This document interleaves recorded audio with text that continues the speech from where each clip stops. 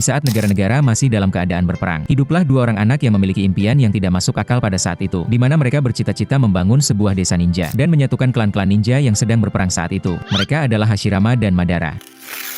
Di masa kecil Hashirama dan Madara sering bertemu dan bersaing sebagai seorang sahabat. Mereka berdua sering bertemu di tepi sungai dan berlatih bersama. Di suatu ketika Madara menantang Hashirama untuk balapan mendaki gunung, dan sesampainya di atas, mereka berdua pun saling menceritakan impian dan cita-cita mereka. Hashirama menghayal ingin membangun sebuah desa bersama Madara, supaya tidak ada lagi anak-anak yang menjadi korban dari peperangan. Karena di zaman peperangan itu mereka sudah banyak kehilangan anggota sesama klan, termasuk adik-adik mereka. Jadi Hashirama berniat mengakhiri peperangan dengan membangun sebuah desa, agar anak-anak bisa dilindunginya, dan tidak ikut lagi dalam perang. Karena mereka tidak menyebutkan nama klan masing-masing saat pertama bertemu. Jadi Hashirama tidak tahu bahwa Madara berasal dari klan Uchiha. Begitupun dengan Madara. Dan di suatu ketika Butsuma Senju, yaitu ayah dari Hashirama, dia mengetahui bahwa Hashirama sering bertemu dengan anak yang bernama Madara. Butsuma pun marah dan melarang Hashirama untuk tidak bertemu Madara lagi. Karena Butsuma mengetahui bahwa anak yang bernama Madara berasal dari klan Uchiha, yang tidak lain adalah musuh klan Senju.